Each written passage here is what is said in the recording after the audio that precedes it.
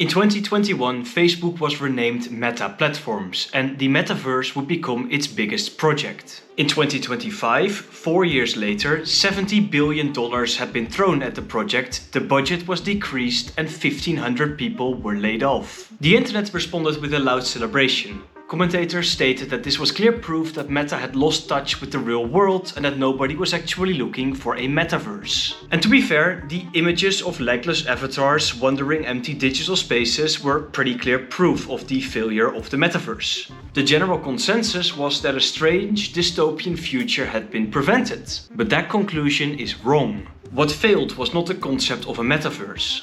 What failed was a specific, highly visible and badly timed version of it. And the version that is currently replacing it is far more subtle, harder to resist and easier to step into.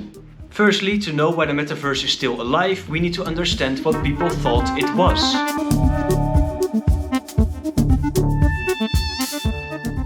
For most people, the metaverse simply meant a full reality inside a digital surrounding. Headsets, avatars, digital office spaces, cartoonish worlds where work, leisure and consumption would happen inside enclosed simulations. And this concept asked people to step outside of their physical environment and into this artificial one. And this whole notion felt very awkward and very demanding and even a bit dystopian. It gave people an awkward feeling and it demanded too much too quickly. The hardware was not possible yet. It was unclear how the metaverse would concretely look. But the biggest problem was clearly that we would be asked to get into this alternative world. People didn't just reject this because it felt dystopian, but also because it sounded absurd. In the virtual reality that Meta created, you could see what their vision was on your alternative existence. It felt a bit like a joke. They tried to pull you away from reality through something that kind of looked like a worse version of Roblox. And this made it very easy to mock, criticize and not enter into the metaverse. However, sadly, even though Meta framed it that way, the metaverse was never fundamentally about headsets or virtual worlds. At its core, the metaverse should not be seen as a place, but as the culmination of an ideology, a way of thinking. We're talking about the idea that human experience itself can be mediated, structured and optimized through digital systems. That our perceptions, our interactions and our thoughts could be translated towards data, and that this data could be programmable. That is why the metaverse is often seen as an embodied internet. A system that does not merely present information, but shapes how you perceive, decide and act. Not by force, but by design.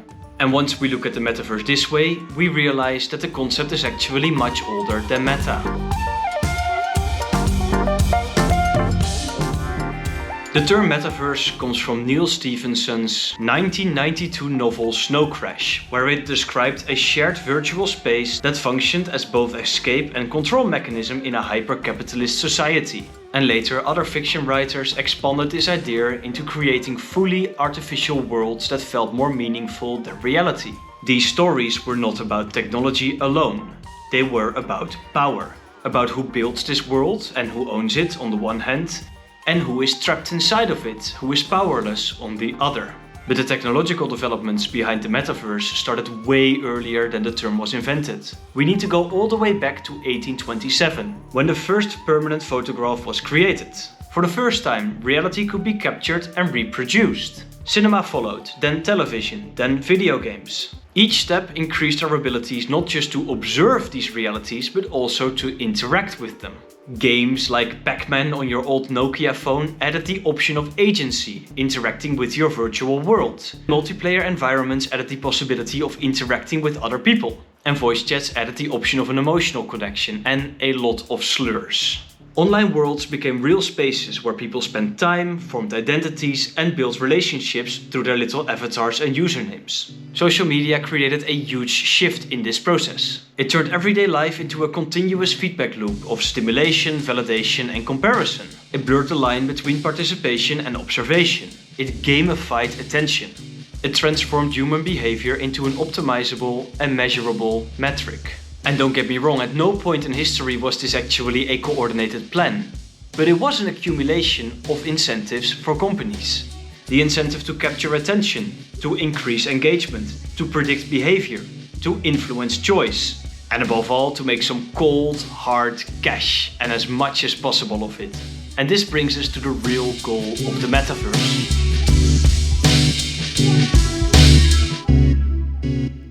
The metaverse is not primarily about immersion or entertainment. It is about the collapse between the differentiation between the subject and the object. In the physical world, objects do not respond to us. For example, a chair does not change its behavior on the basis of my opinion or my behavior towards it. On the other hand, subjects, other humans, for example, they do.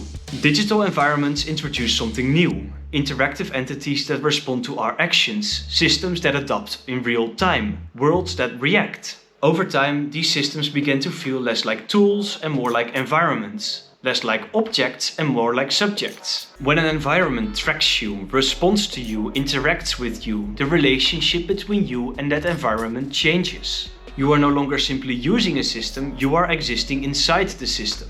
This is where data becomes power. Every interaction generates information. Patterns emerge, preferences solidify, behavior becomes predictable. And once behavior is predictable, it becomes influenceable. Not through some form of coercion or force, but by knowing what makes you do something. For years, this process was hindered by a simple constraint. Platforms had to compete for your attention. You had to open the app, pick up the phone, or sit at the computer. That constraint is currently disappearing, and this is where augmented reality enters the picture.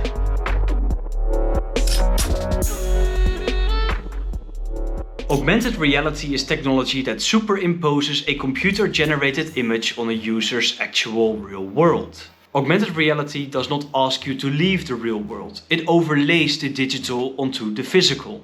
It does not replace reality, it merges with it. Information appears where you look. Interfaces dissolve into the environment. The boundary between online and offline dissolves, and you should not see this as a retreat from the metaverse, but simply as an intermediary step towards it. This year, Meta is on track to sell a total of 10 million Ray-Ban Meta AI glasses. And the pivot towards these AR glasses is not a defeat when it comes to the metaverse. It's simply a step back, moving towards the same goal. Ray-Ban smart glasses do not look like science fiction, which also separates them from ugly constructs created by other companies, for example Apple. They look normal, like nothing is going on, and they give you all sorts of advantages without looking weird. But at the same time, they do something quite fundamental. They dissolve the differentiation between your physical world and the world on your screen. They bridge the gap between perception and interface. A phone screen is something you look at. These AI glasses are something you look through. And once these digital systems are embedded in how you see, you hear and you move through the world, attention no longer needs to be captured. It is already here. And this is why some of the richest people in tech, including Zuckerberg, would really like this future.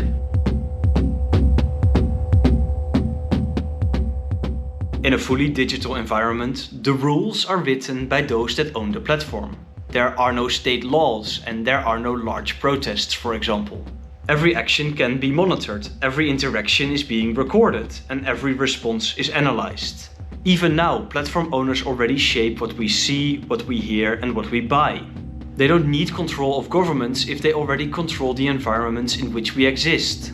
This is why some critics already formulate our current societal position as technofeudalism. Platforms have become the land and users have become tenants. Participation has become dependency.